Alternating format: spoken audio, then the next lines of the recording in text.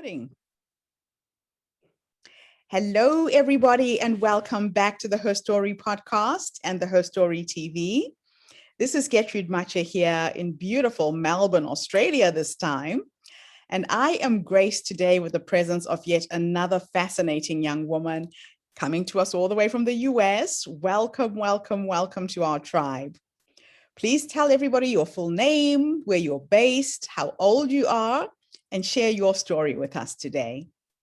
Thank you, Gertrude. My name is Andrea Bombino, and I'm based in Melbourne, Australia, and I am 34 years old. My story begins when I was 2 years old, and my father died unexpectedly, leaving my mother essentially a single mother of two very young children. Growing up, I was the first child to immigrant parents. My mother came to the US from Colombia and my father from Cuba. And I absolutely grew up as a first generation American, feeling that I really needed to prove myself and to build something for myself to make my family proud. I really struggled to realize how different I was when I went away to university, having grown up as in a very heavily Hispanic and multicultural area 5 minutes outside of New York City. When I went to uni, all of a sudden I was confronted with an environment that was very blonde, blue-eyed, and all the other kids' parents dropped them off for uni in Mercedes and BMWs. And I felt automatically that I really just did not fit in. And it was the first time in my life that I really felt a bit like an outsider. But when I had been growing up, from being a very young girl, my mother had always told me that I was smart and that I was hardworking, and that if I put my best foot forward, I would be able to be successful. And so when I felt that things were not really working out at uni, I just put my head down and decided to study sociology, the study of people. I figured, how could I possibly go wrong? And by the time I graduated with honors, I felt that I had found something that I was really passionate about, and that was relationships and people and understanding how people work. And I went on to work at a recruitment agency where I spent 7 years servicing financial institutions on Wall Street.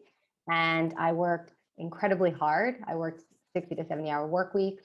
I didn't sleep very much. I just tried to achieve and achieve and achieve. And I realized one day when I woke up 7 years later that I didn't really know who I was. I didn't really know what I valued. I'd been told that I was successful, but I didn't feel successful. I felt like an imposter. And it wasn't until shortly after I decided I needed to make a big change. And all of a sudden, I met my now husband, who is an Australian, at a dive bar in the West Village. And we just started talking about our backgrounds and our futures and where we wanted to be and the sort of people we wanted to be in, the lives we wanted to have. And I realized that we were very aligned. And down the line, to cut a very long story short, I ended up moving to Australia after visiting him, and we got married, and we thought that we'd always wanted to have kids. And well, I thought that I always wanted to have kids. I think now I know that it was just an expectation that I felt from others. And even though we had made that conscious decision, when I got pregnant, I was devastated because 2 days before I had just gotten a promotion at work. And by then I was working at LinkedIn, a massive American tech company in Australia.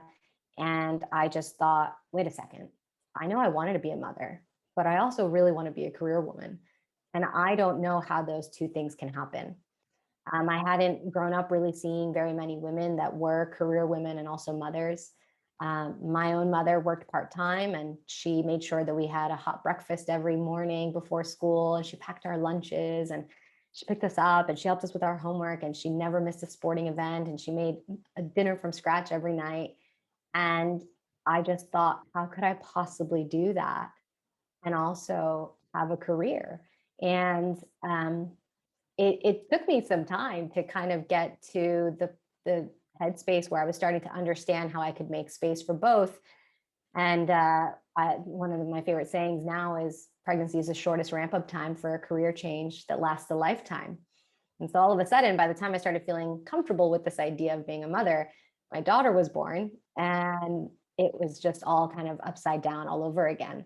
I was entirely resentful of my husband off the bat because I felt like even though he was like the most perfect doting husband and father, his life really hadn't changed. I know it did, and we've talked about it, and it definitely did. But for me, I felt like I had changed physically, mentally, emotionally. Gone was the woman from New York City and Wall Street who literally did not cry for 5 years straight after being told off by multiple clients after the GFC. And now all of a sudden, if I saw a puppy on a commercial, it would bring tears to my eyes. So I was very confused by all of these feelings. And a few months after my daughter was born, I just started getting very angry with society because I felt that I'd been told a lie. I'd been fed this lie that you could, do it all and be it all. And I still didn't understand how that was going to work. And I was trying to do some research and try to figure out like what this identity shift was and how to handle it and how to be less resentful and less angry about it and how to embrace it. And I came across a professor at Columbia University in New York City who talked about the concept of matrescence, which is the becoming of a mother. And it's actually a term that was coined by the same woman, Dana Raphael, in the 70s, who coined the term doula. And yet it's been forgotten by society. And the whole concept is very similar to adolescence. So just like when you're going through adolescence, you have physical changes and mental changes and your relationships change. It's the same thing when you become a mother. The only difference is that when we see a teenager, we think, oh, let's treat them with such compassion. It's a really tough time for them.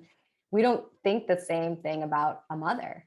When you're 12, I'm knocking on the door of 13, nobody says to you, hey, tomorrow you turn 13, here's the key to the car, and here's a mortgage.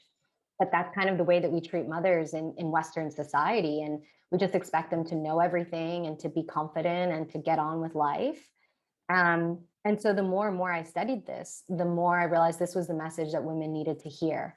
Women needed to know that motherhood is not the same for everyone, but the one thing that we do share is this transition period, this transformation, this becoming of mother.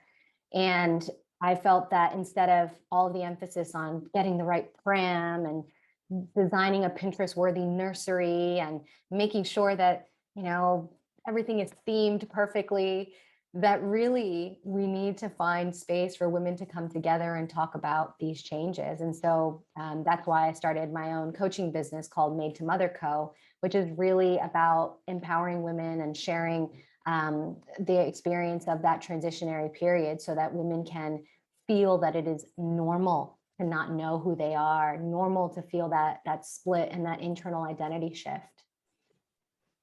Wow, what a journey you've been on. Motherhood, you're right, it's something that is just thrust on most young women with no guidebook or this is how you do it. You're literally thrown in and you have to kind of learn to swim when you get there. And what I find, especially being from Africa, the challenge that a lot of young moms have in the Western world is you're in an environment where you're not seeing your aunts, your cousins, your sisters having the babies and bringing them up. As you know, I'm here in Melbourne with my only daughter who's about to have a baby as well. Mm-hmm. And when she said to me, Mom, please come, I really need your support, I really felt that I needed to be here. Now, this organization that you've started is really empowering and supporting young moms. Mm-hmm. Tell us 3 things that anyone can expect that you are offering that you had wanted to have got when you were thrust into motherhood. What would they be? The first thing I would say is, I think what is absolutely key is kindness, understanding how to speak to yourself with kindness and understanding that it's a whole new world. It's a learning curve. And I think because so many women nowadays don't grow up seeing close cousins and aunts and uncles and people having children around. And even though I grew up with a massive family, I think I forgot what it was like to see and spend time with my aunt, for instance, who had a baby and then twins a year and a half later. And I was with them so much when I was 17, 18 years old. And I remember it being hard, but it wasn't, they weren't my children. So Yeah. I kind of glossed over that. And so I remember saying to her, like, you're doing a great job. And now I look back at that and I think, we as women, I think especially as like career women who are very driven and are women that want to be in control of things, you have to learn to speak to yourself with kindness and speak to yourself the way you'd speak to your own child or the way you'd speak to your best friend. Because if that internal voice is constantly criticizing you, telling you you need to be doing more, you need to be accomplishing more. If you look at motherhood the way you would a traditional to-do list, you'll Yes. go crazy. So I think that first thing is like treat yourself with kindness. The second thing is lessen control. So to learn to let go of control, learn to flourish in the transition and embrace the uncertainty. Because if you're constantly trying to control everything around you and everyone around you in every situation, you're going to just feel really overwhelmed. And so one of the only things you can control during this time period is really your mindset. So that goes back to that speaking to yourself with kindness and knowing that, it's just a season of your life. Yes, the nights might be very long, the days might be short, but the year, or what's the saying? The nights are long, the years are short. And so it's being able to reflect on that control and realize, okay, this control that I had in my corporate life or in my professional life is not going to serve me in motherhood. And that really ties into the third thing that I wish I had understood more, which were my values. I absolutely thought I knew by the time I became a mother that I knew who I was as a person and that I knew what my values were. And I think to a certain extent I did, but I didn't expect them to change when I became a mother. And so, for instance, like I really value integrity, and that has not changed. But something like that the go-getter mentality and this constant drive forward that I've always seen as such a value add and as a positive, I've actually realized like it does not serve me in this season of my life the same way. I've needed to learn to soften and relax and to allow myself to just be. So the previous overachiever attitude that was once valued to me just doesn't serve in the same way. And so I think those three things, when women become very clear and understand that these changes are normal and that treat yourself with kindness, and let go of some of that control and understand what your values were and how they're changing, can make a massive difference in the stress and anxiety that women feel around this identity shift. Wow. Wow, that is just amazing. Now, looking to the future. So you've had a baby. I take it your baby's a little girl. She is. As you are building this amazing supportive organization, what do you see in the future for her? Say when you are at 90 years old and you're sitting in your rocking chair, reflecting back on what you have achieved in this life. If you were to have a conversation with that future you, what would you say to her based on this legacy that you're leaving for your daughter? So what would I say to her? Or what would I say to myself? To your future self. To my future self. Yes. That's an excellent question. I would tell myself that the approval of others is not nearly as important as the love that I have for myself.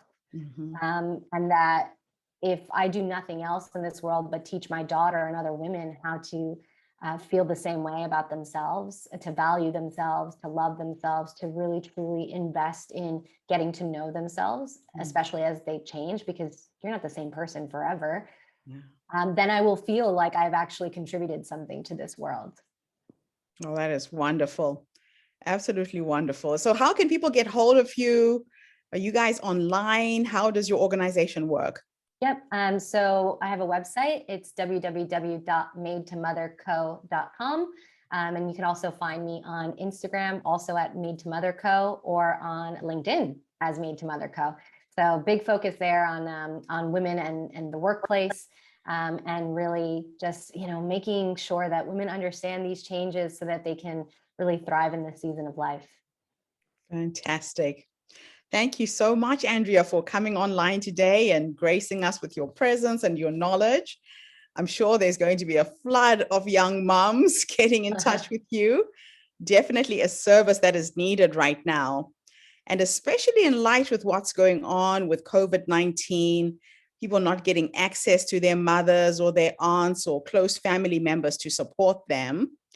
I take it your organization is operating online as well and helping people remotely? Yes, yes, definitely. I'm working really with on Zoom all the time and then on WhatsApp as well. So yes, people can email me, they can reach out on Instagram or LinkedIn. We can set up a Zoom call. I'm totally open to it. I totally understand as well, not having your mother around, and I'm so glad that you get to be there for your daughter. I'm still waiting for Australia to open the borders so that my own mother can come and meet her granddaughter. But yeah, it's a very rewarding type of relationship to establish online with women. So I would welcome any of that conversation. Thank you for having me. Absolute pleasure. And thank you to everybody who tuned in. Please come back again tomorrow when I interview yet another amazing young woman. Have a fantastic day wherever you are in the world. And if you would like to watch the replay, go onto the HerStoryCircle.com website. Thank you, Andrea. Bye-bye, everyone. See you tomorrow.